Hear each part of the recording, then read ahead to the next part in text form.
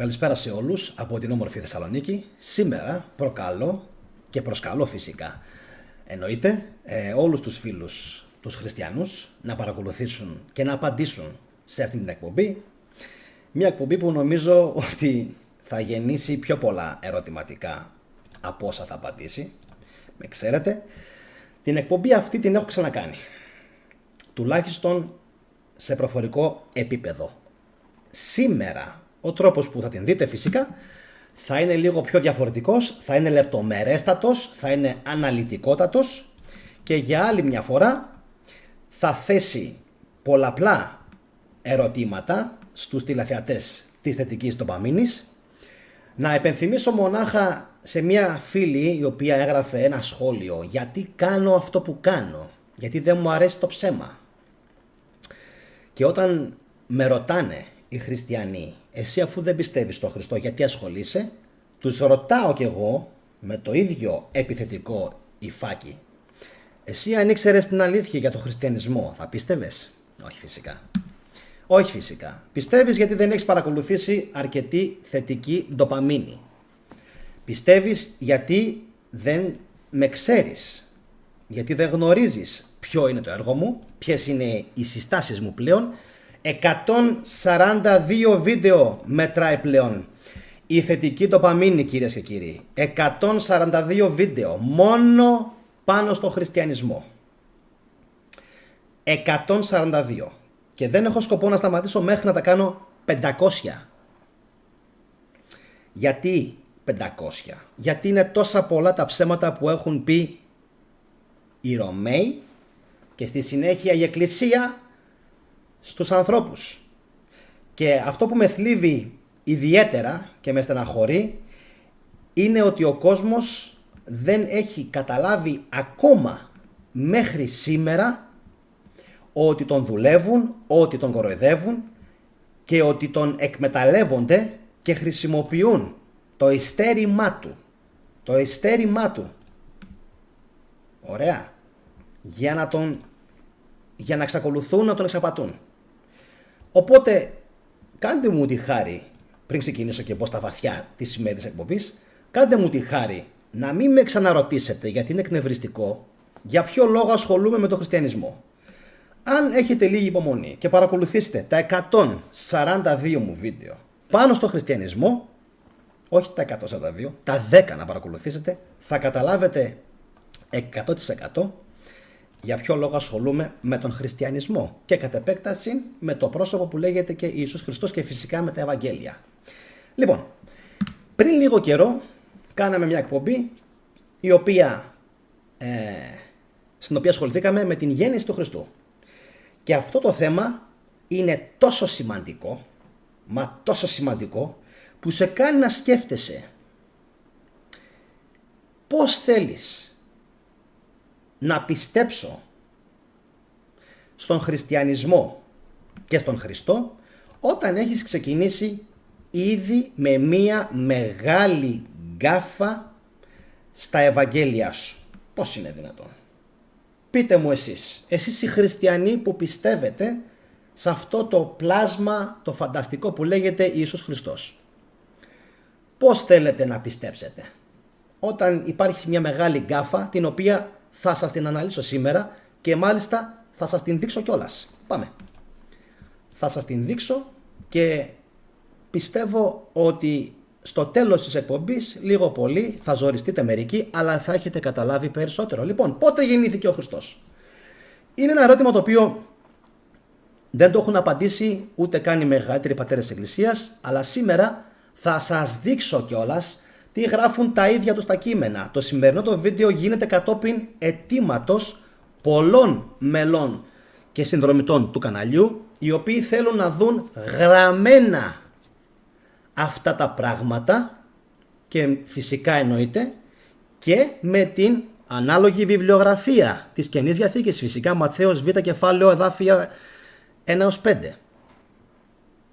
Εντάξει, δεν έφτανε λοιπόν τόσο καιρό που τα έλεγα προφορικά, ο κόσμος ήθελε το κάτι παραπάνω.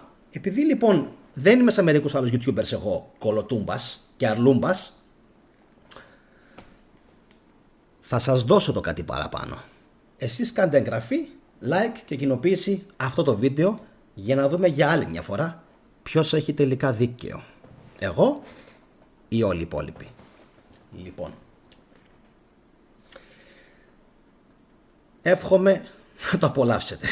Ξεκινάω. Πότε γεννήθηκε ο Χριστός? Πάμε να δούμε τι λέει ο Ματθαίος. Του δε Ιησού γεννηθέντος εν Βιθλεέμ της Ιουδαίας εν ημέρες Ηρώδου του βασιλέως. Εν ημέρες Ηρώδου του βασιλέως, όπως βλέπετε το έχω υπογραμμίσει, που σημαίνει είναι σως. Ιδού μάγια από Ανατολών παρεγαίνοντο εις Ιεροσόλυμα, λέγοντες. Πού έστειν ο τεχθής βασιλεύς των Ιουδαίων? Πού είναι ο βασιλιάς των Ιουδαίων? Είδομεν γάρα αυτού τον αστέρα εν Ανατολή και ήλθομεν προσκυνή σε αυτό. Μεγάλη βλακή αυτό, έτσι. Είδαμε ένα αστέρι και είδαμε ότι γεννήθηκε ένας βασιλιάς. Ακούσας δε Ηρώδης ο βασιλεύς εταράχθη και πάσα Ιεροσόλυμα μετά αυτού και συναγαγών πάντα στους αρχιερείς και γραμματείς του λαού επινθάνετο παρά αυτόν που ο Χριστός γεννάται. Ιδέ υπον αυτό εν Βιθλεέμ της Ιουδαίας, ούτω γάρ γέγραπτε δια του προφήτου. Εντάξει, για να δώσουν οι Ρωμαίοι έτσι έναν άκρος δραματικό τόνο στην αφήγηση αυτή, για να δείξουν πόσο πολύ δούλευαν το πλήθος, βάζουν και μερικούς Magi, τους λεγόμενους μάγους της Περσίας, ξέρουμε όλοι, έτσι, τους κορυφαίους μάγους. Τους είχαν οι Πέρσες, μην απορείτε, Μύδια, Μύδι, Πέρσες, Medicine, τα ξέρουμε όλα αυτά. Ωραία, φάρμακα, ασχολούνταν επί χιλιάδες χρόνια οι Πέρσες και οι Πάρθοι, εντάξει, οι Μύδοι, με τη φαρμακολογία, όπως επίσης φυσικά και οι αρχαίοι Έλληνες. Αλλά έχουν βάλει οι φίλοι μας οι Ρωμαίοι αυτήν την υπερβολή για να δείξουν και καλά ότι ο Ηρώδης φοβήθηκε. Λοιπόν, προσέξατε λίγο τι αναφέρει. Εν ημέρες Ηρώδου του βασιλέως. Δηλαδή γεννήθηκε τις ημέρες που βασίλευε ακόμα ο Ηρώδης. Πάμε να δούμε όμως τη συνέχεια. Σύμφωνα με τον Ευαγγελιστή λοιπόν Ματθαίο, και το ξέρουμε αυτό από τον Ιώσυπο, ο Ηρώδης πέθανε το 4 π.Χ. Άρα, αν ο Ιησούς γεννήθηκε όσο ο Ηρώδης ζούσε ακόμα και ήταν νήπιο βρεφάκι, ο Ιησούς γεννήθηκε περίπου 1 χρόνο πριν, έτσι, πάνω κάτω, το 5 π.Χ. Ωραία. Σύμφωνα μέχρι στιγμής με τον Ματθαίο, αναγνωρίζεται ότι γεννήθηκε κάπου το 4 με 5 π.Χ. ο Ματθαίος.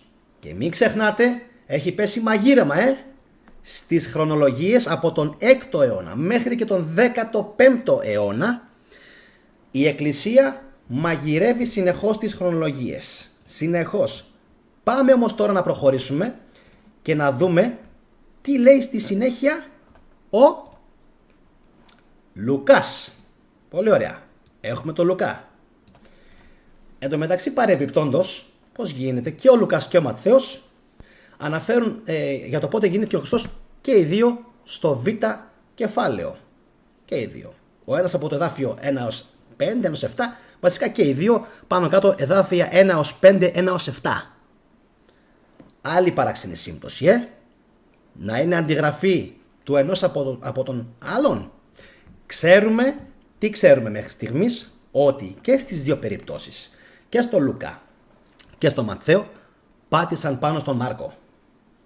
Για όσους δεν το γνωρίζουν, οι χριστιανοί που είναι λίγο παραπάνω διαβασμένοι θα ξέρουν ότι ο Μάρκος ήταν η πρώτη τους πηγή. Λοιπόν, και υπάρχει και μια άλλη πηγή που λέγεται πηγή Q, για την οποία πηγή Q σας προτρέπω να κάνετε εγγραφή, καθώς θα αναφερθούμε στην σπουδαιότητα αυτής της πηγής στο μέλλον. Έχουμε να πούμε και να αποκαλύψουμε πάρα πολλά πράγματα. Και να πω κάτι ακόμα πριν πάμε στο Λουκά. Έχω μάθει τρομερά πράγματα τα οποία δεν μπορώ να τα αποκαλύψω για τον χριστιανισμό. Τουλάχιστον όχι σήμερα. Πάμε. πότε γεννήθηκε ο Χριστός σύμφωνα με τον Λουκά. Πόσο εύκολα, βλέπετε, δημιουργούνται αντιφάσεις. Τι λέει ο Λουκάς για το πότε γεννήθηκε ο Χριστός? Σας παρουσιάζω το ίδιο το κείμενο. Δείτε και προσέξτε το σημείο που πάντοτε έχω υπογραμμισμένο. Εγένετο δέντες ημέρες εκείνες εξήλθε δόγμα παρακέσαρος Αυγούστου. Παρακέσαρος Αυγούστου. Αναφέρεται στον Οκταβιανό. Απογράφεστε πάσαν την οικουμένη. Δηλαδή τι? Ότι έδωσε εντολή ο αυτοκράτορας, ο Αύγουστος Οκταβιανός. Δεν τον λέει με το όνομα. Τον λέει Κέσαρα Αύγουστο. Είναι ο γνωστός Οκταβιανός. Λοιπόν, να γίνει απογραφή πάσας της οικουμένης. Δηλαδή ολόκληρης της Ρωμαϊκής Αυτοκρατορίας.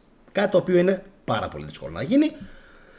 Αλλά ας πούμε ότι πιστεύουμε και τα Ευαγγέλια και τον Ιώσυπο ότι όντως οι Ρωμαίοι έκαναν κάτι τέτοιο. Δείτε όμως τώρα τι λέει ο Λουκάς πότε γεννήθηκε ο Ιησούς Χριστός. Σε αντίθεση με τον Ματθαίο, και θα κάνουμε σήμερα πληρέστατη ανάλυση.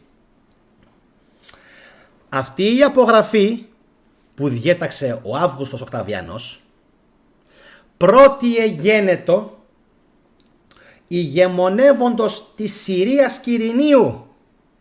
Δηλαδή αυτή η απογραφή συνέβη, εντάξει, το διάταγμα που εξέδωσε ο Οκταβιανός έγινε όταν ηγεμόνευε ο Κυρίνιος. Και δείτε λίγο κάτι το οποίο είναι πάρα πολύ παράξενο. Θα το πούμε στο μέλλον όμως. Κάντε εγγραφή. Τώρα ξεκινάω ακόμα. Τώρα ξεκινάω. Συρίας Κυρηνίου. Δείτε. Συρίας Κυρηνίου. Δεν μπορώ να πω τίποτα άλλο. Εσείς απλά κάντε εγγραφή. Επαναλαμβάνω. Συρίας Κυρηνίου. Επιμένω σε αυτό. Χωρίς να θέλω να προδώσω άλλα πράγματα. Η απογραφή έγινε την εποχή που ηγεμόνευε ο Κυρίνιος. Συγκρατούμε αυτή την πληροφορία και προχωράμε. Και επορεύοντο πάντες απογράφεστε, έκαστος εις την ιδίαν πόλην. Ανέβη δε και ο Ιησούς από της Γαλιλαίας εκ πόλεως Ναζαρέτ εις την Ιουδαίαν εις πόλην Δαβίδ. Έχουμε αποδείξει ότι Ναζαρέτ είναι ψεύτικη πόλη, μύθευμα. Ή της καλείται Βιθλεέμ, η Βιθλεέμ όχι, δια το είναι αυτόν εξ οίκου και πατριάς Δαβίδ, και καλά επειδή καταγόταν από την γενιά του Δαβίδ, να αποδείξουν δηλαδή ότι ένας Μεσσίας επρόκειτο να γεννηθεί. Απογράψαστε συν Μαριάμ τη μεμνηστευμένη αυτό γυναική, ούσι εγγύο. Ήταν έγκυος. Σημαντική πληροφορία. Ήταν έγκυος λέει. Εν τω μεταξύ, αυτό που σας έχω πει πολλές φορές είναι μην πιστεύετε όσα γράφουν οι Ευαγγελιστές, να πιστεύετε μόνο τα μισά. Υπάρχει λόγος που με παρακολουθούν τόσο πολλοί άνθρωποι. Έχουν καταλάβει ότι λέω αλήθεια. Έχουν καταλάβει ότι ψεύδονται οι Ευαγγελιστές. Εγένετο δε, εν το είναι αυτούς εκεί επλήστησαν ημέρε του τεκίν αυτήν, και έτε και τον ιόν αυτής των πρωτότοκων, και εσπαργάνωσεν αυτόν και ανέκλεινεν αυτόν εν τη φάτνη, διότι ουκ ειν αυτής τόπος εν το καταλήμματι. Προσέξτε. Των πρωτότοκων. Όταν, και θέλω σχόλιο σε αυτό, κάντε παύση, θέλω σχόλιο σε αυτό. Ακούστε τι έχω να σας πω, κάντε παύση και συνεχίστε μετά από το σχόλιο σας. Των πρωτότοκων. Δηλαδή τα υπόλοιπα τα παιδιά τα έκανε με κανονικό σπέρμα από τον Ιωσήφ. Εννοώ, δηλαδή τον πρωτότοκον αυτόν τον γέννησε. Έχει σημασία αυτό, έτσι. Τον γέννησε με τον κρίνο. Γιατί και τα υπόλοιπα δεν έγιναν έτσι? Γιατί λέει τον πρωτότοκον, που σημαίνει ότι ο Ιησούς Χριστός είχε και άλλα αδελφιά. Και εννοείται πως είχε και άλλα αδελφιά. Απλά ούτε πατέρας του είναι ο Ιωσήφ, ούτε μητέρα του είναι η Μαριάμ. Αυτά, να ξέρετε, είναι παραμύθια της χαλιμάς που έχουν γράψει οι Ευαγγελιστές. Ωραία. Συνεχίζουμε όμως τώρα. Τι λέει εδώ στο δεύτερο εδάφιο ο Λουκάς? Η απογραφή έγινε όταν ηγεμόνευε ο Κυρίνιος. Τρομερή πληροφορία. Τρομερή πληροφορία. χωρίς να πω κάτι άλλο, συνεχίζω και αφήνω πάνω σας τα σχόλια. Σύμφωνα με τον Ρόμπερτ Αμπελέν, η απογραφή του Quiriniu και φυσικά και του Φλάβιου Ιώσιππου είναι ένα ιστορικό και αναντήρητο γεγονός, τοποθετημένο ιστορικά με σίγουρη και ακριβή χρονολογία, οι Ιουδαϊκές Αρχαιότητες Φλάβιου Ιώσιππου, τόμοι 17 και 18 παρακαλώ, και αυτή η απογραφή του Quiriniu έγινε μετά, το τονίζουμε, έγινε μετά την καθαίρεση του Αρχέλαου, ο οποίος ήταν γιος του Ηρώδη, βασιλέας της Ιουδαίας, και την επακόλουθη εξορία του στη Βιέννη της Γαλατίας. Ωραία. Η απογραφή λοιπόν του Quiriniu είναι ένα ιστορικά τεκμηριωμένο γεγονός, το οποίο έχει συμβεί και έγινε μετά την καθαίρεση του Αρχέλαου. Άρα μας βάζει τώρα ο Ευαγγελιστής τι να κάνουμε? Να ψάξουμε να βρούμε ποιος είναι, έτσι, ο Quirinius, ποιος είναι ο Αρχέλαος, πότε έγινε η απογραφή, για να καταλάβουμε πότε γεννήθηκε ο Χριστός. Μετά την καθαίρεση του Αρχέλαου έγινε η απογραφή του Quiriniu. Και έτσι θα μάθουμε ποια είναι η ημερομηνία που δίνει ο Ευαγγελιστής Λουκάς για την γέννηση του Χριστού. Και ξέρω ότι πολλοί χριστιανοί θα κάνουν τουμπεκί και δεν θα απαντήσουν. Και ο λόγος που δεν θα απαντήσουν είναι επειδή σε αυτά τα βίντεο του χριστιανισμού που κάνω δεν θέλουν να μου δώσουν συγχαρητήρια. Δεν θέλει κανένας να μου δώσει βασικά συγχαρητήρια στην Ελλάδα, εκτός από τους συνδρομητές μου, γιατί απλά δεν μπορούν να καταπιούν την αλήθεια. Πάμε όμως να δούμε, επειδή είμαστε πιο σοβαροί από αυτούς, πότε έγινε η καθαίρεση του Αρχέλαου, πότε έγινε η απογραφή του Quiriniu και πότε γεννήθηκε ο Χριστός βάσει του Λουκά. Πότε λοιπόν έγινε αυτή η απογραφή του Quiriniu που θα μας βοηθήσει να καταλάβουμε πότε γεννήθηκε ο Χριστός βάσει του Λουκά? Η απογραφή αυτή έγινε το 4 ή το 5 μετά Χριστόν. Άρα 9 χρόνια μετά τον θάνατο του Ηρώδη, όπως μας πληροφορεί ο Φλάβιος Ιώσιππος στο βιβλίο του Πόλεμοι της Ιουδαίας, τόμος 2, κεφάλαιο 1. Γράφει, και θα πρέπει πάλι εγώ λίγο να μικρύνω την εικόνα μου. Κατά το 9ο έτος της βασιλείας του, ο Αρχέλαος εκλήθη από τον Καίσαρα στην Ρώμη προκειμένου να τον καθαιρέσει.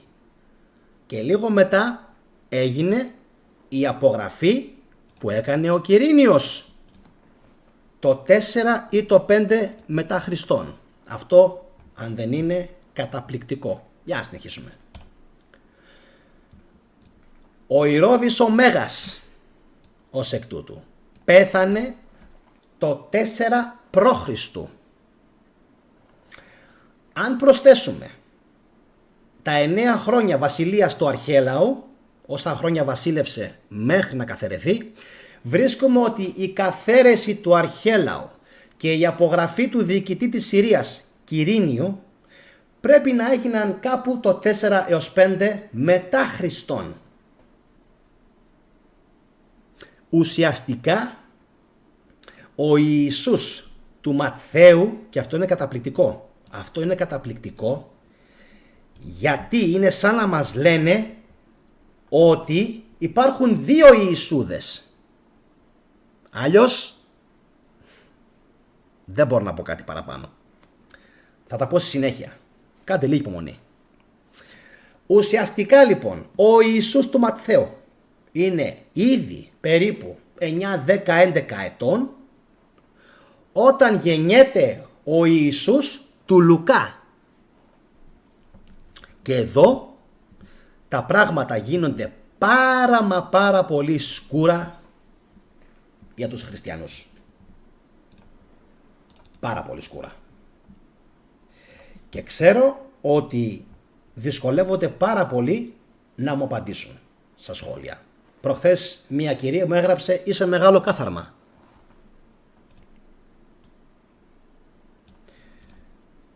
Είμαι μεγάλο κάθαρμα επειδή τι? Επειδή αποκαλύπτω την αλήθεια. Γιατί μου γράφουν να ασχολείσαι με τον Χριστό? Για αυτόν τον λόγο. Για αυτά εδώ πάνω όλα που βλέπετε, τα ψέματα. Πώς γίνεται? Απαντήστε μου. Κάντε πάλι μια παύση στο βίντεο και γράψτε μου στα σχόλια από κάτω. Πώς γίνεται στον Ματθαίο να γεννήθηκε κάποιος το 4-5 π.Χ. και στον Λουκά το 4-5 μετά Χριστόν? Πόσο θεόπνευστα θα πρέπει να χαρακτηριστούν τα κείμενα αυτά και πόσο αξιόπιστα θα πρέπει να χαρακτηριστούν ιστορικά? Καθόλου. Καθόλου. Οι Ρωμαίοι όμως, επειδή ήταν λίγο παιχνιδιάριδες, αν θέλετε, και έχω πει σε μία μου εκπομπή ότι οι Ρωμαίοι έχουν βάλει και έχουν κρύψει πάρα πολλά quiz μέσα στην Καινή Διαθήκη και τα Ευαγγέλια, αντιγραφές, quiz, τεχνάσματα, πολλά κόλπα, πάρα πολλά κόλπα. Είναι να απορεί κανείς πολλές φορές μαζί τους. Ξέρουμε ότι έχουν γίνει για τον έλεγχο της μάζας. Εδώ όμως τώρα μου γίνεται ένα ερώτημα. Μήπως, δηλαδή η μοναδική εξήγηση σε αυτό το θέμα είναι μήπως υπήρχαν τελικά δύο διαφορετικά πρόσωπα στα οποία αναφέρονται οι Ευαγγελιστές? Δύο διαφορετικοί μεσσίες οι οποίοι είναι άσχετοι μεταξύ τους. Γράψτε μου στα σχόλια από κάτω τι πιστεύετε. Δύο μεσσίες. Ο ένας που γεννήθηκε περίπου 4-5 π.Χ. και ο άλλος 4-5 μετά Χριστόν. Αλλιώς είναι ψεύτες. Sorry, αλλά είναι ψεύτες. Δεν μπορούμε να κάνουμε κάτι άλλο. Έτσι. Να υπενθυμίσω και πάλι να κάνετε εγγραφή στο κανάλι, να κοινοποιήσετε, αλλά κυρίως να κάνετε εγγραφή και να παρακολουθήσετε τα 140 φεύγα βίντεο. Δεν υπάρχει άλλος δρόμος για την αφύπνιση. Είναι μόνο ένας. Πάμε. Όχι αυτή. Πού είμαστε? Εδώ. Λοιπόν, δείτε τώρα κάτι ακόμα, το οποίο είναι να βάζει τα κλάματα.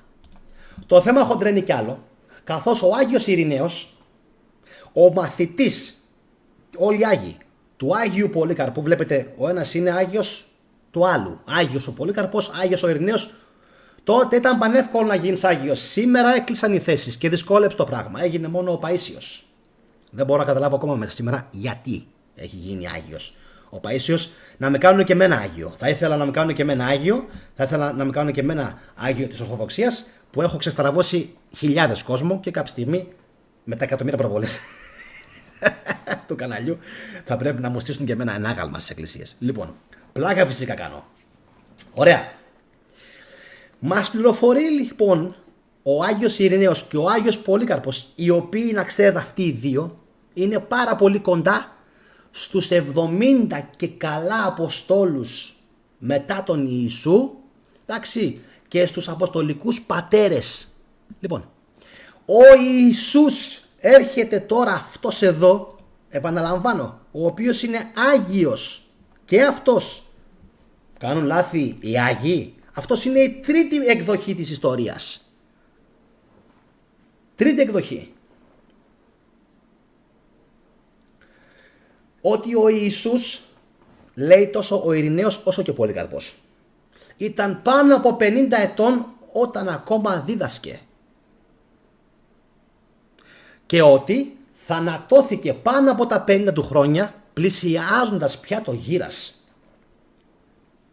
Άρα σύμφωνα με τον Ειρηναίο και τον Άγιο Πολύκαρπο και τους Αποστολικούς πατέρες που είχαν γνωρίσει, υποτίθεται, τους Αποστόλους, τους 70, έτσι, ο Ιησούς γεννήθηκε τουλάχιστον το 16 με 17 π.Χ. Ναι. Δεν είναι να απορεί κανείς που μου στέλνουν τόσο ωραία μηνύματα και με λένε ότι είμαι κάθαρμα, γιατί ναι, αν είμαι κάθαρμα και αποκαλύπτω την αλήθεια, τότε είμαι ένα καλό κάθαρμα. Γιατί αυτά εδώ δεν μπορεί να στέκουνε. Και μιλάμε τώρα για τους πρώτους. Δηλαδή αυτοί που ήταν πολύ κοντά, υποτίθεται, τότε στα κείμενα. διαφωνούν όλοι μεταξύ τους. Για να δω λίγο να συνεχίσουμε. Λοιπόν, εν κατακλείδη, υπάρχουν τόσο στα Ευαγγέλια του Ματθαίου και του Λούκα, όσο και ανάμεσα στους Αγίους της Εκκλησίας, Πολύκαρπο, Ειρηναίο και πολλούς άλλους, και άλλοι πολλοί είναι, εκατοντάδες που διαφωνούν μεταξύ τους, σοβαρές αντιφάσεις που εγείρουν υποψίες και ερωτηματικά αναφορικά με την ημερομηνία γέννησης του Χριστού. Μόνο με την ημερομηνία γέννησης. Άμα πιάσω καλά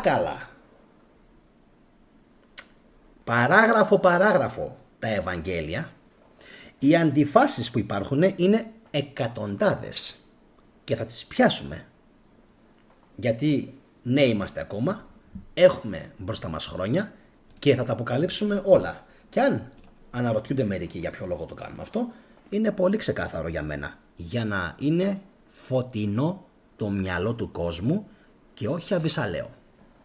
Έτσι εύκολα αποδεικνύεται ότι όλα αυτά είναι μούφες. Λοιπόν, για να συνεχίσουμε τώρα. Το ερώτημα που προκύπτει είναι γιατί, το είπα και πριν, μήπως ήταν δύο πρόσωπα και έχουν κάνει ένα μικρό κουιζάκι, οι Ρωμαίοι, για να τεστάρουν αντανακλαστικά. Είναι πάρα πολλοί αυτοί που λένε ότι μέσα στα ίδια τα Ευαγγέλια αυτό το πρόσωπο που φαίνεται σαν Χριστός φαίνεται να έχει διαφορετικές προσωπικότητες, σαν να τα έχουν πάρει και να τα έχουν ράψει. Σχολιάστε το αυτό, θέλω σχόλιο σε αυτό επιγόντως. Σαν να τα έχουν πάρει και να τα έχουν ράψει από πολλά διαφορετικά πρόσωπα οι Ρωμαίοι και να έχουν φτιάξει ένα αμάλγαμα που τελικά το έχουν βαφτίσει Ιησού Χριστό των Ευαγγελίων. Το ερώτημα είναι γιατί. Και μπαίνουμε και στο τελευταίο slide που θα ήθελα να παρουσιάσω. Λοιπόν, είναι αυτό εδώ, το οποίο αν έχετε φτάσει μέχρι στιγμής εδώ, αγαπητοί μου φίλοι, μπράβο σας, θερμά συγχαρητήρια. Πάμε να απαντήσουμε το κυριότερο ερώτημα της ημέρας.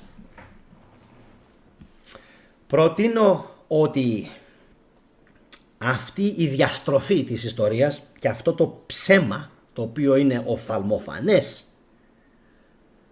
με το που ξεκινάει το κατά Ματθαίον σχεδόν β' κεφάλαιο και το κατά Λουκάν, έχει γίνει εσκεμμένα από τους Ρωμαίους και συνεχίστηκε από τους Βυζαντινούς αντιγραφής του Ευσέβιου της Κεσάριας, που δεν ήταν μόνο 1, 2, 3 άτομα, ήταν εκατοντάδες. Σκεφτείτε ότι εκείνη την εποχή, όσο και αν σας φαίνεται ότι ήταν δύσκολο, έπεσε τόσο πολύ χρήμα στον Ευσέβιο της Κεσάριας, τόσο πολύ χρήμα από τον αυτοκράτορα, που μπορούσαν μέσα σε λίγο καιρό να μοιράσουν μόνο οι δικοί του της αυλής πάνω από 50 αντίτυπα. Μπαμ. Φανταστείτε πόσους αντιγραφείς είχαν λοιπόν στην διάθεσή τους για να κάνουν αυτήν την τρομερή πλήση εγκεφάλου που κάνανε. Τέλεια. Θέλω σχόλιο και γι' αυτό από κάτω μετά, για τον Ευσέβιο. Τι γράφω? Το κάνανε για να αποπροσανατολίσουν τον αναγνώστη των Ευαγγελίων και να τον κάνουν να ασχοληθεί με λάθος χρονική περίοδο της δράσης του Χριστού. Εδώ είναι όλο το ζουμί.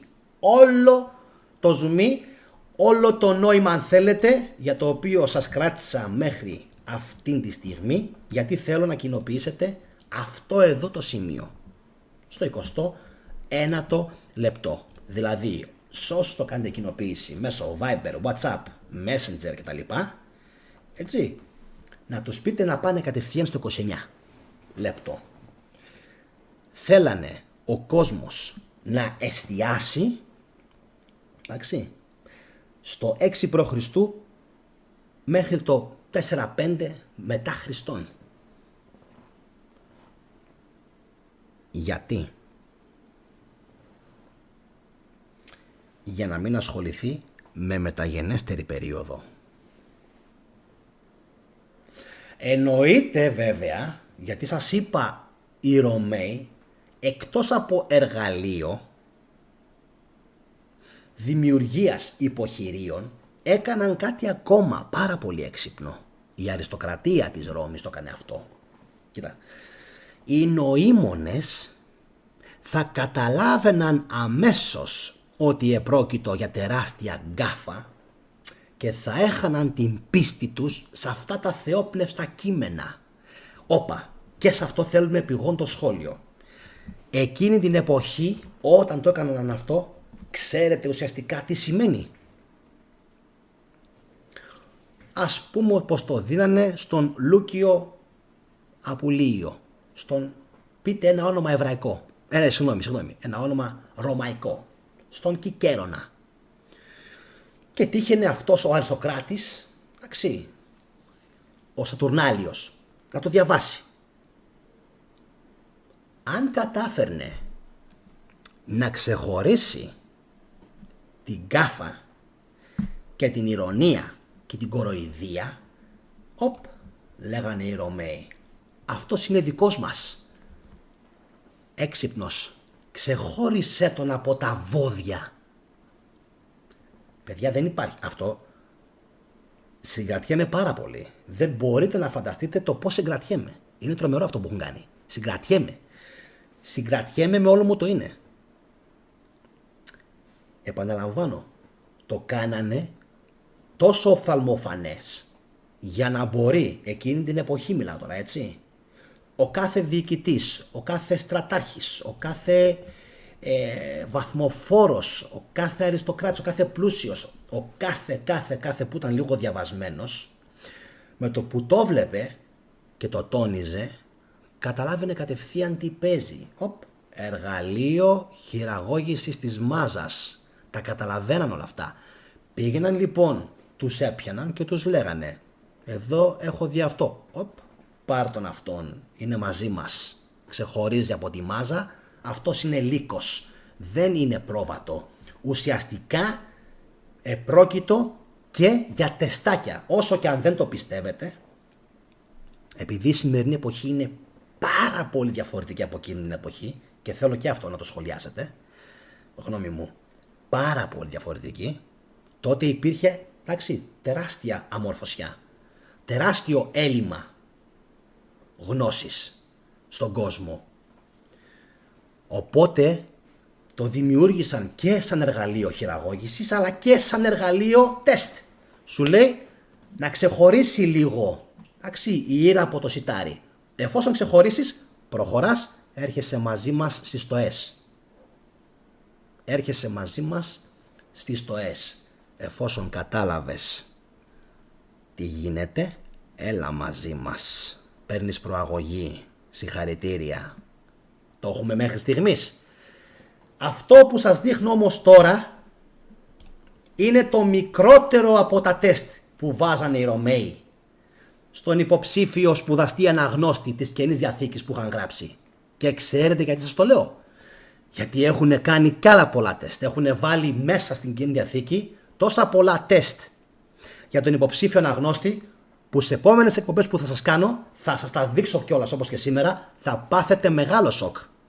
Είναι τρομερή η ευφυΐα και η διαστραμμένη, αν θέλετε, τεχνική που έχουν χρησιμοποιήσει, καθώς πρόκειται όντως για διαστραμμένη τεχνική.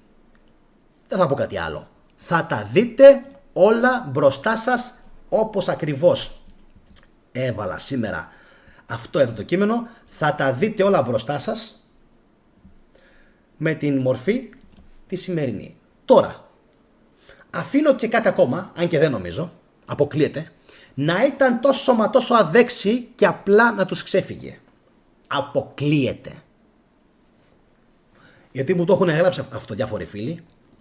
Αποκλείεται. Και ξέρετε γιατί αποκλείεται? Αποκλείεται γιατί είχαν 1700 χρόνια μπροστά τους, 1700 χρόνια για να τα αλλάξουν. 1000 όπως σας λέω. Από το 100, 120, 150, 180 που ολοκληρώθηκαν τα πρώτα τους κειμενάκια μέχρι το 1000 φεύγα, που ήταν υπερεξουσία. Άρα κάτι άλλο παίζει. Πρόκειται ξεκάθαρα για quiz. Και αν μπορέσει κάποιος να λύσει αυτό το quiz του 5-6 π.Χ. 4-5-6 π.Χ. ή 4-5-6 μετά Χριστόν, και φυσικά αυτά που λέει και ο Ειρηναίος, προκύπτουν άλλα πράγματα και εντελώς διαφορετικές διαστάσεις στην αφήγηση, αν θέλετε, της Καινής Διαθήκης. Ωραία. Αυτό που είδατε σήμερα είναι μόνο η αρχή, όπως και στην προηγούμενη εκπομπή που έκανα. Τα πλέον εκπομπές θα έχουν αυτή τη μορφή, με κείμενα. Είναι πιο εύκολη για σας, είναι πιο φιλική, αν θέλετε, προς αυτόν που παρακολουθεί την εκπομπή. Είναι πολύ πιο εύκολο να την παρακολουθήσετε και δεύτερη φορά, καθώς έτσι τα βλέπετε τα κείμενα μπροστά σας και μπορείτε φυσικά να τα συγκρίνετε με την Διαθήκη, και είναι πανεύκολο για σας. Οπότε θα ήθελα να κοινοποιήσετε, εννοείται, να δούμε τι έχουν να μας πούν οι φίλοι σας, να κάνετε φυσικά like, γιατί χωρίς το like σας αλγόριθμος δεν σμπρώχνει, δεν προωθεί τίποτα, και εννοείται να δω τι έχετε να μου γράψετε στα σχόλια σχετικά με όλα αυτά τα οποία αναφέραμε στη σημερινή εκπομπή. Ποιοι μπορεί τελικά να κρύβονται από πίσω. Λοιπόν, δεν έχω να πω κάτι άλλο. Εύχομαι εκπομπή να σας άρεσε, να σας διαφώτισε, και από εκεί και πέρα ο καθένας κάνει την έρευνά του και εγώ συνεχίζω τη δικιά μου. Και πιστέψτε με, δεν μπορείτε να φανταστείτε πού βρίσκομαι αυτή τη στιγμή. Να είστε όλοι καλά. Γεια σας.